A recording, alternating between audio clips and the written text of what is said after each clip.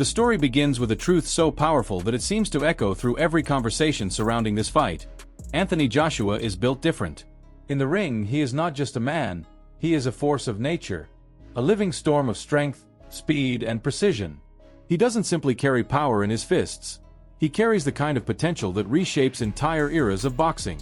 Every time the world has doubted him, every time critics counted him out, Joshua has returned sharper, stronger, and more focused than before.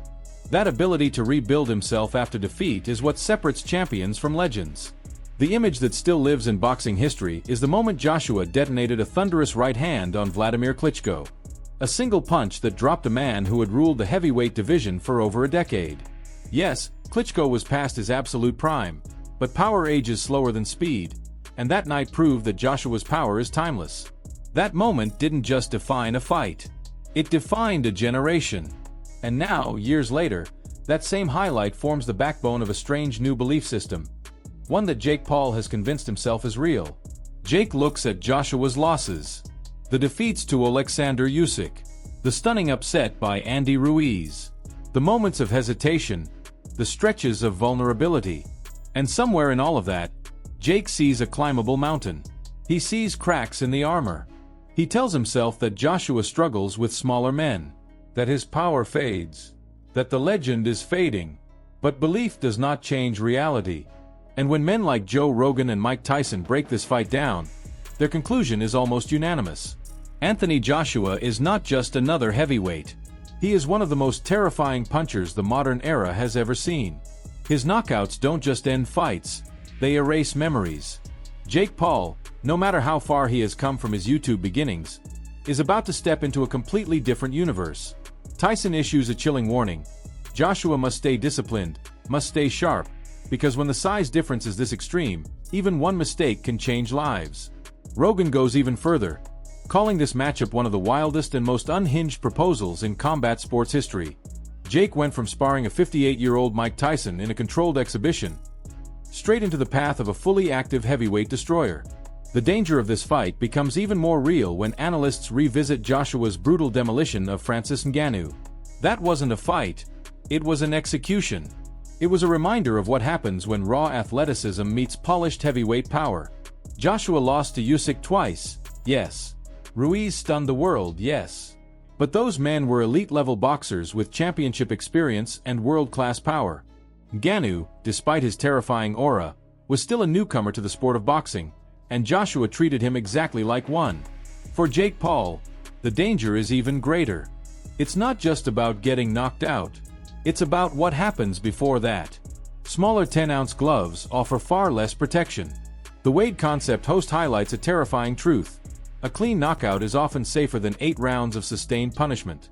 It's the repeated trauma, the jabs, the hooks, the body shots, the concussive force round after round, that can permanently damage a fighter's body and mind. And against Joshua, that type of prolonged beating becomes the true nightmare.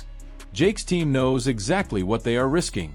Nakisa Bidarian, the mastermind behind Jake's rise, revealed that this fight was built from a list of more than 30 possible opponents. Netflix wanted a spectacle. A worldwide moment. A fight that would stop the internet. Joshua checked every box. Global fame, devastating power, and a storyline so wild it could be turned into a full documentary series. Jake pushed for the most dangerous names available. Crawford, Garcia, Fury, Joshua. When Ryan Garcia's situation collapsed, Joshua instantly became the perfect storm for Netflix's vision. Talks with Matchroom had been quietly brewing for months. The plan was simple. If Jake survived Tank Davis in their exhibition, Joshua would be next. But surviving a negotiation and surviving Anthony Joshua are two very different things. Ryan Garcia himself warns that losing to Joshua is not the problem. It's how Jake could lose. A heavyweight knockout is not like getting dropped by a cruiserweight or light heavyweight. One clean punch from a man like Joshua can permanently alter a career or a life. This is not about embarrassment. This is about physical risk at the highest level. Frank Martin adds another layer of realism. Yes, Jake has improved. He trains hard. He takes this seriously. He is no longer just a YouTuber playing boxer.